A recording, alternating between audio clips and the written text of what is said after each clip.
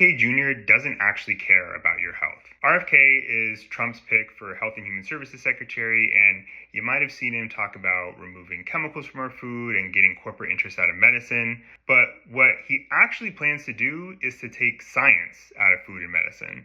And it's working class people like us who are going to suffer the consequences of that.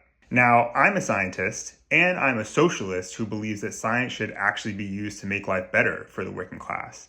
And as a socialist, I'll be the first to tell you that healthcare in this country is absolutely driven by profits over people. We all know how expensive healthcare is, how big pharmaceutical corporations make billions of dollars selling expensive drugs, and how capitalism ensures that things like preventative healthcare, holistic treatments, and nutritious food are things that only the ultra wealthy have access to.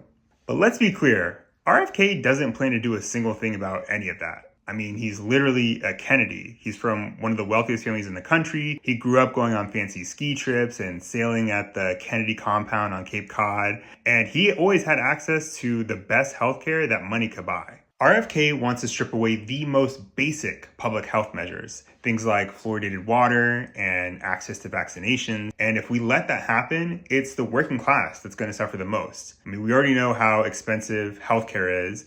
And if we let these clowns demolish what little public health measures we already have in this country, then we're the ones who are going to pay more for expensive dental care when we get more cavities. And it's our babies, our children who are going to die because of new outbreaks of diseases like rubella and measles and whooping cough. We saw what happened during the COVID pandemic. When the government doesn't implement public health measures, it's frontline workers, Black and Latino neighborhoods, and really the working class as a whole that suffers the most. And the people that Trump is appointing to be the Surgeon General and to lead the CDC, the FDA, the NIH, all of whom would report to RFK, these are all people who pushed lies during the pandemic that cost people's lives. We do need to get money out of medicine, out of food, and out of science. We need science that's actually for the people, not for profit. So let me tell you how a socialist system would actually make that happen. A socialist government would seize the pharmaceutical industry and the biotech industry and turn them into public property that's actually run and managed by the workers so that we wouldn't have any more CEOs and investment banks making billions of dollars off of people's illnesses. And a socialist system would also abolish the totally illogical system of patents and intellectual property laws that really just allow companies to privatize scientific knowledge and innovation to prevent other people from being able to use them. Under socialism, scientists would be not only allowed, but encouraged to share their work and their research with each other and with the public. And honestly, science is naturally a very collaborative and open field. It's really corporations that insist on keeping scientific work and new innovations under wraps until they can corner the market and carve out something profitable for themselves. Under socialism, scientists could even share our work more freely with other scientific workers around the world. I mean, China is a country that today is making huge strides in so many different areas of research. But if a US scientist wants to share their data with a Chinese lab for the purposes of collaboration, they're more and more likely to be accused of espionage just because the US government has decided to label China as a national enemy. And Cuba is a country that has actually a very advanced biotech industry. They have a vaccine that can prevent certain kinds of lung cancer, and they even have a new treatment for diabetic foot ulcers, which so many poor people, and especially Black people in the US suffer from.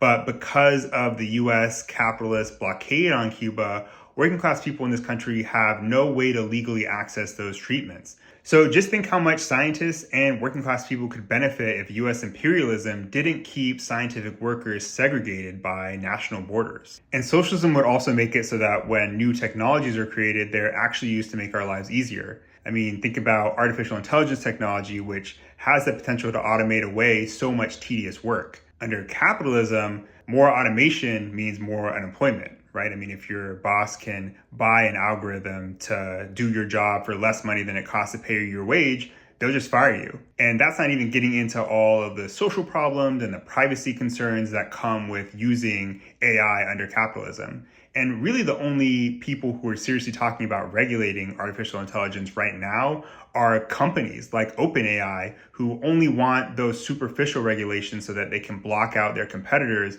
and make sure that they defend their market share. In a socialist US, AI and all new technologies would be public goods controlled democratically by the working class, meaning that we would get to decide how and when they get used, not billionaires. So, for example, if under socialism we do use AI for automation, we would still ensure that people have access to housing, guaranteed, that they have access to healthcare, guaranteed, that you can get groceries, guaranteed. And so automation just means that you have more time, more free time to spend with your family and friends, to go on vacation, to get a new hobby, or you could just get another job doing more interesting work. The system of elite private universities with multi-billion-dollar endowments, like the one that I went to, would be abolished under socialism. I mean, so much important work and research happens at these institutions, but capitalism gatekeeps them through tuition that costs $60,000 a year or more, through legacy admissions, which is racist and anti-working class, and by paying graduate researchers and postdocs these tiny, tiny stipends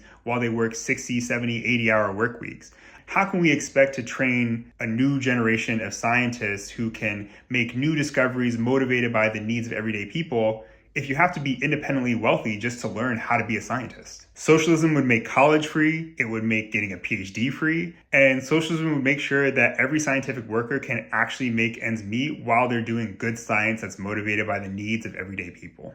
And socialism would make scientific knowledge so much more accessible to everyday people who aren't scientists. I mean, there's no reason that scientific learning should be restricted to the classroom. We should be bringing popular education to people in their workplaces, in their neighborhoods, community spaces, religious institutions. Socialism would actually fund adult education, and it would pay scientists to bring knowledge to working class communities rather than just keeping it locked up in ivory towers and corporate research labs. At the end of the day, we can't let the ruling class and the capitalists take away our access to science and scientific innovations. All scientific research, all new technologies are made by the working class. It's the capitalists who just want to use that knowledge, those new technologies, those new innovations to make a profit. And people like RFK, people like Donald Trump, they have no interest in making sure that science is for the people. Only we can do that by building a socialist revolution in this country.